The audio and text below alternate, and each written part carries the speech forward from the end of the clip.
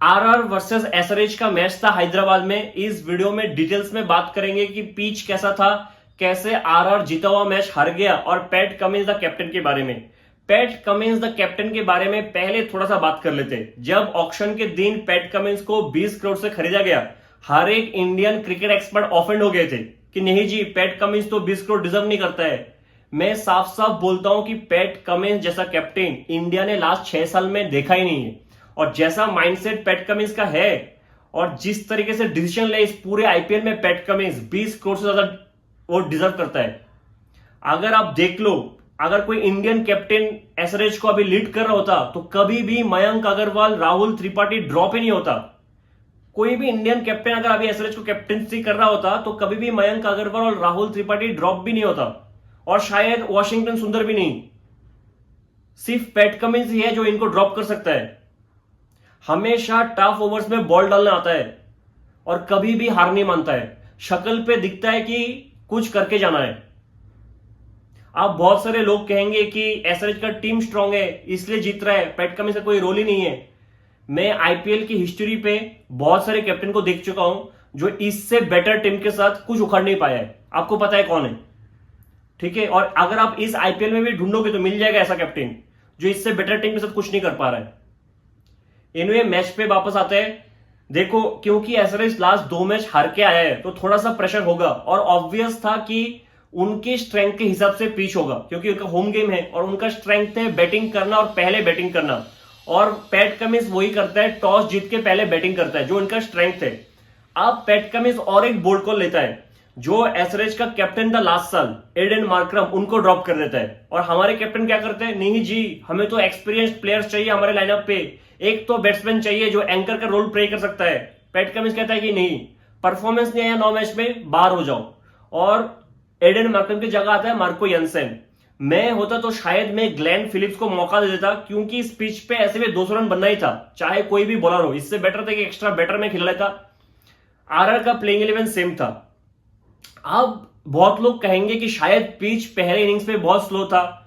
मुझे बिल्कुल भी लगा कि पिच स्लो था, क्योंकि 2 मैच हर एक बॉल पे हिट करते हुए एसआरएच कोलैप्स हुआ है बेंगलोर और सीएसके के साथ। तो उनपे थोड़ा सा प्रेशर आ गया है कि नहीं जी, हम ऐसे थोड़ा सा खेल नहीं सकते, थोड़ा सा रुक के खेलेंगे, थोड़ा सेटल हो जाएंगे फिर हिट करेंगे, क्योंकि हमारा टीम ऐसे खेल के कोलैप्स हो जा रहा है। देखो, 2 मैच के प्रेशर से इनका टेम्पलेट चेंज हो गया है। मैं लिख के दे सकता हूं कि साफ साफ मैसेज गया होगा बैट्समैन के पास कि थोड़ा सा सेटल हो जाए फिर हिट करे। एक तरफ से अश्विन बॉल डाल रहा था, दूसरी तरफ ट्रेंट बोल्ट, और बिल्कुल भी रन नहीं आ रहा था।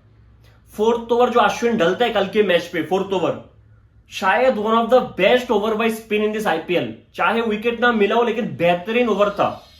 5th ओवर डालना था अवेश खान, और पहली बॉल पे अभिषेक शर्मा का विकेट लेके जाता है। अभिषेक शर्मा 10 बॉल पे 12 रन। अभिषेक के लिए मुझे सही नहीं लगा, क्योंकि उसका ये नेचुरल गेम नहीं है। वो बहुत ही ज्यादा शेल में चला गया था, जो उसकी पर्सपेक्टिव से शायद मुझे ठीक नहीं लगा है। उसके बाद संदीप शर्मा डालने आता है पावर प्ले का लास्ट ओवर, और अनमोलप्रीत सिंह आउट। अगर पैट कमिंस अनमोलप्रीत सिंह को मयंक अग्रवाल, राहुल त्रिपाठी के ऊपर चूज कर रहे हैं प्लेइंग 11 के लिए, इसके मतलब अनमोलप्रीत सिंह में कुछ तो खास है, कुछ तो एक्सपेक्टर होगा ही होगा।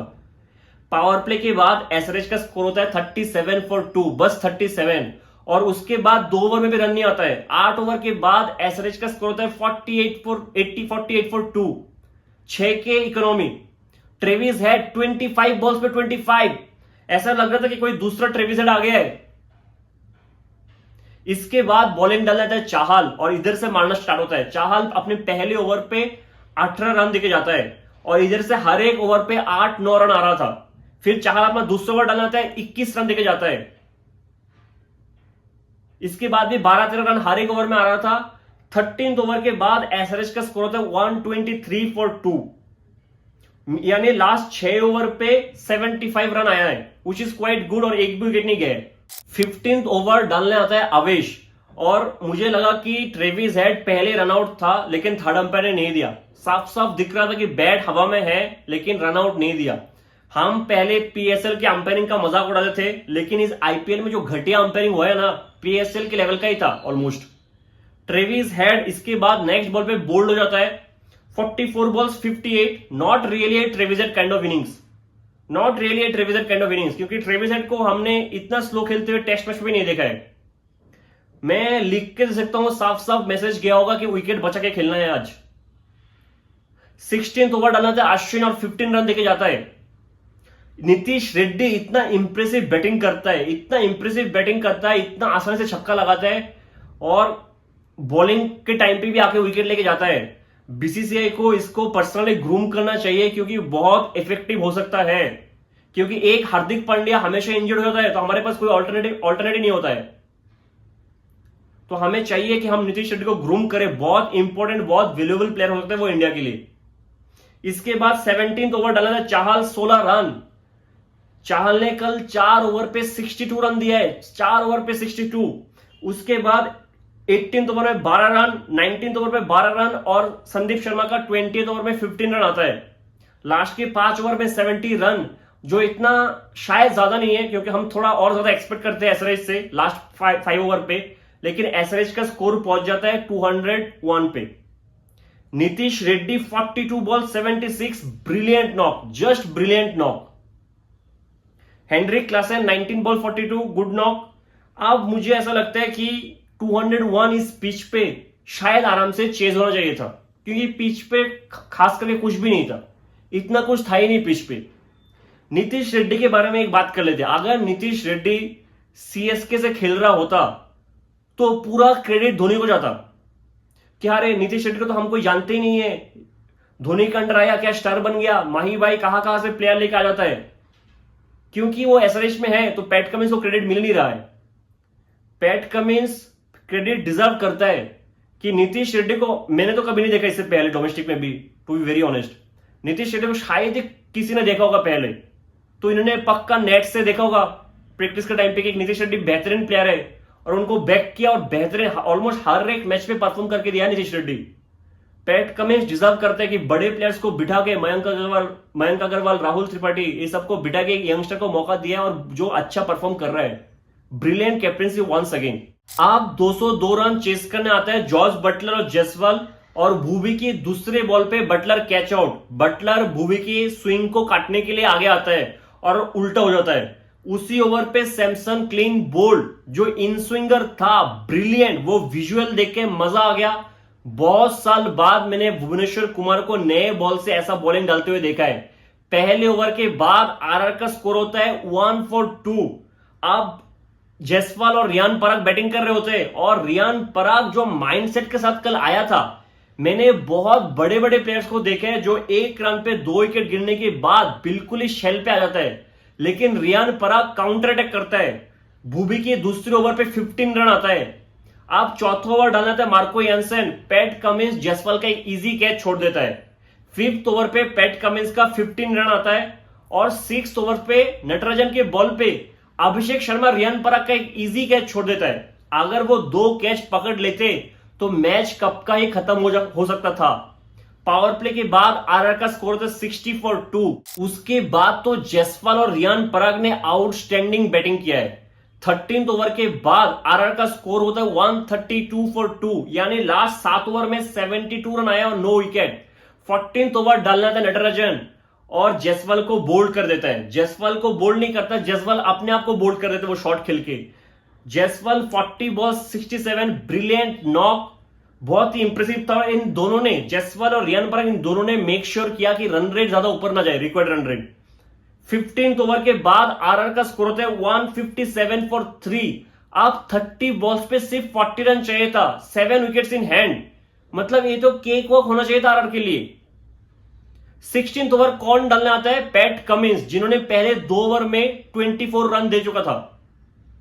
उनहत्तर को बॉलिंग नहीं देता है, पैट कमिंस खुद डालने आता है इस ओवर, और इस ओवर पे सिर्फ 3 रन आता है और रियान पराग का wicket. Just brilliant, captain leading from the front. चाहता तो वो उनहत्तर को बॉलिंग दे सकता था, लेकिन वो खुद आया, 3 रन दिया और रियान पराग का इंपॉर्टेंट विकेट लेके जाता है। Riyan Parag 49 ball 77, brilliant knock, लगता ही नहीं है कि ये पुराने वाला रियान पराग है, जस्ट ब्रिलियंट। आप इधर देखो, 17 डालना था मार्को यानसन, 15 रन देके जाता है। आप आरआर को चाहिए 18 बॉल्स पे 27, और बहुत ही इजी गेम था आरआर के लिए। 27 रन तो आजकल लास्ट ओवर में भी डिफेंड नहीं होता है। इनको तो 3 ओवर पे 27 चाहिए था बस। इस ओवर 18 ओवर डालना था नटराजन, पहली बॉल पे हेटमेयर छक्का मारता है। 17 बॉल पे 21 रन चाहिए था सिर्फ, 17 balls 21 run, Hetmyer and Rovman Powell in crease. बाकी की 5 बॉल पे इस ओवर में सिर्फ 1 रन आता और हेटमेयर का विकेट। आप चाहिए 12 गेंदों पे 20 रन, पैट कमिंस अपना लास्ट ओवर डालने आता है, पहली बॉल पे ध्रुव जुरेल आउट, इसके बाद अश्विन आके एक सिंगल लेता है, फिर 3 डॉट बॉल्स रोमन पावेल को। पैट कमिंस ने 3 लगातार डॉट बॉल डाल दिया था रोमन पावेल को, लास्ट बॉल पे छक्का मारता है, इस ओवर पे सिर्फ 7 रन और 1 विकेट ध्रुव जुरेल का। बेहतरीन बॉलिंग, पैट कमिंस ने खुद को बैक किया है, उनहत्तर को बॉलिंग नहीं दिया है, वो लगातार एसआरएच के लिए परफॉर्म करके दे रहा है, डिफिकल्ट ओवर्स डाल रहा है, जस्ट ब्रिलियंट। अब आरआर को जीतने के लिए लास्ट ओवर पे सिर्फ 13 रन चाहिए था, भुवनेश्वर बॉलिंग डालने आता है, सब कुछ एसआरएच के अगेंस्ट था। ऐसा लग रहा था कि ये मैच बना ही इसलिए है कि एसआरएच हार जाए। एसआरएच को पहले स्लो ओवर रेट का पेनल्टी लग गया, तो 5 फील्डर की जगह बाहर सिर्फ 4 ही फील्डर हो सकता था, सिर्फ 4 ही फील्डर बाहर थे। पहले बॉल पे अश्विन सिंगल लेता है, दूसरे बॉल पे रोमन पावेल फील्डर के हाथ में रख के, शायद लॉन्ग ऑफ के हाथ में रख के 2 रन ले लिया।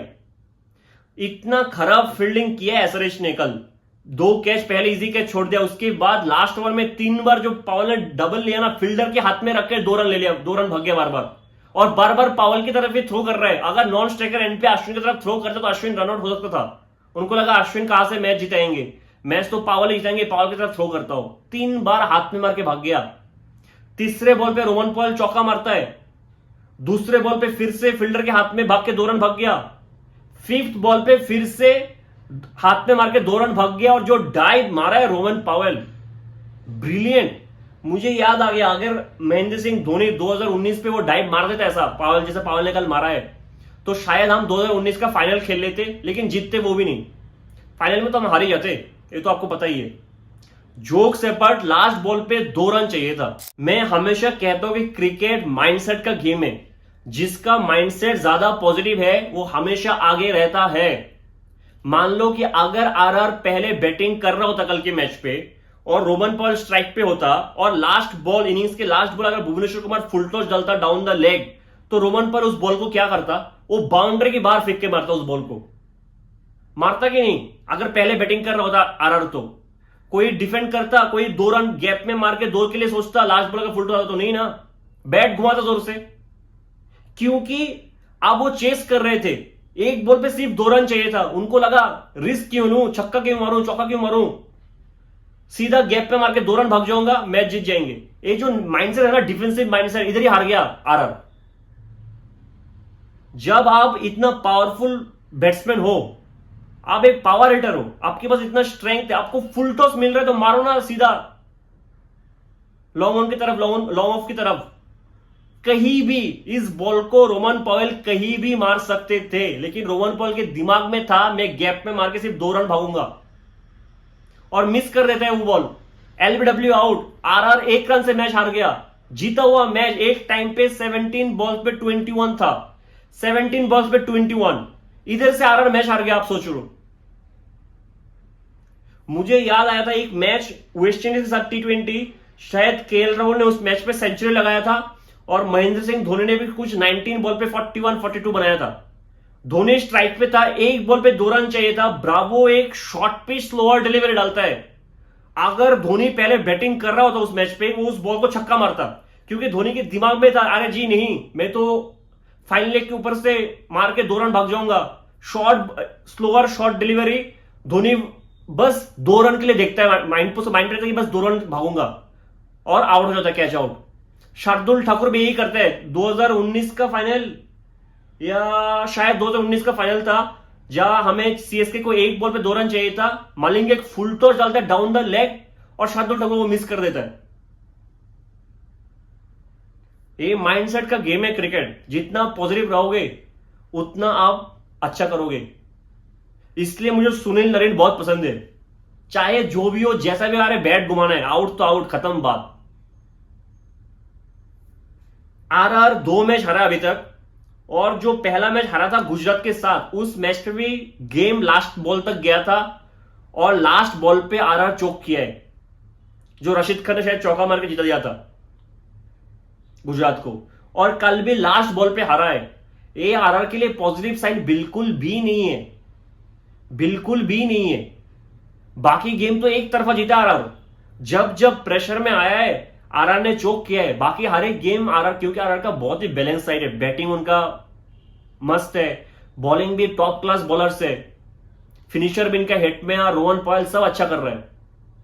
हर एक मैच एक तरफा जीता है, लेकिन जहां पे 2 मैच इतना क्लोज आया था इन्होंने चोक किया है। और बड़े मैच पे वही डिफरेंस डालेगा। अगर आप बड़े में, अगर एक कल का क्वालिफायर होता, फाइनल होता और ये होता, तो बड़े मैच पे मैटर करेगा। उम्मीद है कि ये सीखेंगे गलतियां से। मिलते हैं अगले वीडियो में, तब तक के लिए जय हिंद।